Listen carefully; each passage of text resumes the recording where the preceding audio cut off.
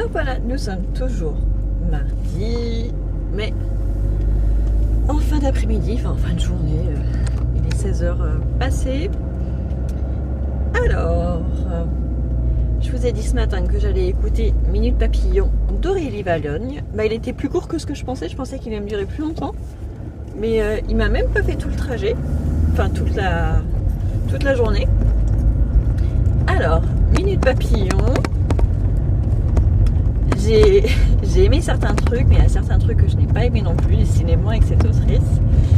Donc on est avec une femme, comment elle s'appelle déjà ? Ah, Rose, ah bah oui, je ne pouvais pas l'oublier. On est avec Rose, qui est une maman solo, qui a 36 ans, qui a un seul fils, qui va avoir 18 ans, qui fait un apprentissage, il s'appelle Baptiste. Et ils vivent tous les deux en région parisienne. On apprend qu'elle est nounou dans Paris, donc elle a des très longues journées. Et en fait, sa vie, en fait, ce sont les tout petits qu'elle garde et son fils. Voilà, sa vie, ça se résume vraiment à ça. C'est une vraie maman poule. Enfin, c'est comme ça que moi je l'ai vue. Et en revanche, son fils qui va avoir 18 ans, bah, il veut prendre son indépendance. Et au début, on a l'impression qu'ils sont assez proches. Et très rapidement, en fait, il y a une cassure. Il veut partir de la maison. Vivre avec sa copine et sa mère elle se dit non, enfin elle veut pas le laisser partir en fait, c'est vraiment dur pour elle. Et du coup en fait c'est un petit peu ça l'histoire, c'est que font les parents, notamment les mamans solo, quand elles se retrouvent toutes seules, quand les enfants quittent le nid. Alors c'est un sujet que j'ai déjà lu avec Virginie Grimaldi, je crois. Et que ne dure que les moments doux, quelque chose comme ça, oui je crois que c'est ça, qui parlait du même sujet. Mais là c'est vrai que finalement le sujet que son fils, il est pas, enfin je trouve qu'il est presque secondaire, parce que il y a une autre histoire après qui se met en place, parce que en fait donc elle apprend, on va revenir au début. Déjà le roman commence, on est la veille du réveillon du Nouvel An, et du coup elle nous dit ses nouvelles résolutions et tout ça. Donc ça commence comme ça le livre, et ça finit quelques mois plus tard, à la veille de Noël, enfin quelques jours avant Noël. Et du coup dans la même année, elle subit quand même pas mal de chocs, notamment elle perd son père. Après, donc elle apprend que son fils veut aller vivre avec sa copine. Après, elle apprend d'autres nouvelles, mais que je peux pas vous révéler parce que bon, ça fait partie de l'histoire. Et peu de temps après que son fils quitte la maison, elle se fait pas virer, mais les parents du petit garçon qu'elle garde déménagent dans un autre pays, je crois, et du coup, elle se retrouve sans emploi. Et sa patronne est quand même sympa, elle donne son numéro à quelqu'un d'autre, et cette autre personne l'appelle pour lui proposer du boulot. Et disons que c'est une personne très spéciale, et du coup au début Rose ne pense pas accepter cette offre de travail, mais finalement des choses vont faire qu'elle va l'accepter, mais elle va vivre beaucoup de choses très étonnantes, on va dire. Donc moi, ce que j'ai bien aimé dans ce livre, c'est la relation entre Rose et une vieille dame qui s'appelle Colette. Donc ça, j'ai beaucoup aimé cette relation, cette complicité, comment ça naît avec des quiproquos, et c'est très drôle.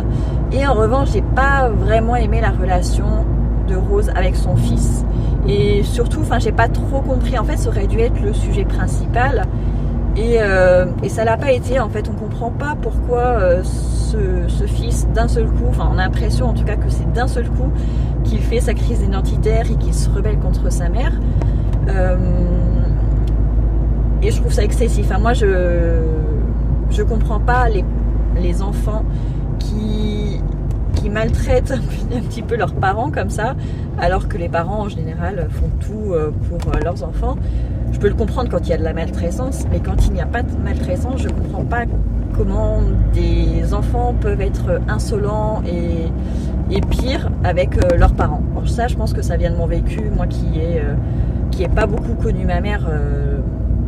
J'aurais pas imaginé me comporter comme ça avec ma mère, et honnêtement j'espère que mes enfants ne se comporteront jamais avec moi de cette manière là, mais bon, ça c'est une autre histoire. Et donc du coup voilà, j'ai pas vraiment aimé la relation entre Rose et Baptiste, même si après ça se finit bien et tout ça, mais le déclencheur, en fait on sait pas quand est-ce qu'il intervient, en tout cas c'est pas vraiment bien expliqué. Et puis en fait ça reste en suspens un petit peu tout le long de l'histoire, et puis ça revient à la fin. Donc voilà, j'ai trouvé que c'était un petit peu mal dosé. Mais sinon j'ai bien aimé la relation avec Colette, ce qui se passait, j'ai trouvé ça assez drôle. Au début pareil, ça m'a un petit peu agacé, les réactions de Rose avec son fils au tout début. Et puis après je me suis dit, allez, laisse-toi aller, profite de l'histoire, écoute, n'analyse pas. Et voilà, j'avais le souvenir de l'autre roman de l'autrice où pareil, j'avais beaucoup de mal avec les personnages au début, et puis après j'avais aimé, j'avais trouvé ça drôle. Donc là j'ai eu la même voilà, je me suis mis dans le même état d'esprit, je me suis dit c'est bon, c'est pas grave, c'est juste un mauvais moment à passer, après ça ira tout seul. Et en effet après ça allait tout seul. Et dans cette histoire, ce qui est drôle, c'est que il y a un personnage qui est un chien, et le chien est un loulou de Poméranie. Donc comme ça c'est un détail en fait, mais vu que j'avais fini mon livre audio, et ben du coup j'en ai mis un autre, et dans l'histoire que j'ai mis après, et ben il y a un autre chien qui est aussi un loulou de Poméranie. Donc visiblement quand les autrices ont écrit leur livre, ça devait être à la mode peut-être. Et donc voilà, et donc le livre que j'ai commencé après, c'est un livre de Karen Ponte, aussi sur Spotify. Et là qu'est-ce que c'est? Je me souviens plus du titre. Non, je me souviens plus du titre non plus. Ça me revient pas. J'en ai vu plusieurs. Et là, non, à moins que je le vois si je mets... attendez. Je vais voir si je peux le voir. Non. Ah si, Et ton cœur qui bat. Voilà. C'est Et ton cœur qui bat de Karen Ponte que j'ai mis juste après. Mais bon, j'ai pas écouté longtemps. J'ai peut-être mis une demi-heure. Pour l'instant, je sais pas quel est le sujet. Enfin, il y avait un avant-propos ou un prologue avant le premier chapitre. Et du coup, je suis un petit peu perdue pour l'instant parce qu'on me parle d'une maman avec sa petite fille, enfin avec un bébé. Et en fait, quand on entre dans l'histoire, en fait, le chapitre 1, on est avec une femme qui n'a pas d'enfant. Donc, je comprends pas encore le lien, mais je pense que je vais comprendre après. Enfin, je pense avoir deviné, mais je sais pas exactement si c'est le passé ou si c'est le futur. On verra bien. Par contre, pour en revenir au livre d'Aurélie Vallogne, à la fin, ils lisent aussi les remerciements. Et en fait, je me suis rendu compte que j'avais beaucoup plus apprécié, j'ai été beaucoup plus émue par les remerciements à la fin que pendant toute l'histoire. Et comme j'avais déjà lu à propos d'Aurélie Vallogne, visiblement, quand elle écrit ses romans, elle s'inspire de son propre vécu. Et visiblement, dans ce livre-là, elle nous parle beaucoup visiblement de sa relation avec sa mère. Donc je trouve ça hyper intéressant quand c'est du vécu, en tout cas en partie. Bien sûr, il y a une partie romancée, bien évidemment. Donc voilà pour ma journée. Donc là, je rentre à la maison, je récupère les enfants au passage. Et demain, je pense pas écouter de livre audio parce que demain, on sera mercredi. J'emmène les enfants avec moi sur le chantier. Et jeudi, c'est pareil, l'école est fermée à cause d'une grève. Carrément fermée. Ni maîtresse, ni garderie, ni service minimum. Fermé. Donc pareil, ils vont venir avec moi. Et en plus, ce matin, je dois emmener les grands chez l'orthodontiste. Donc ce sera que vendredi maintenant. ouais, ça sera que vendredi. Voilà.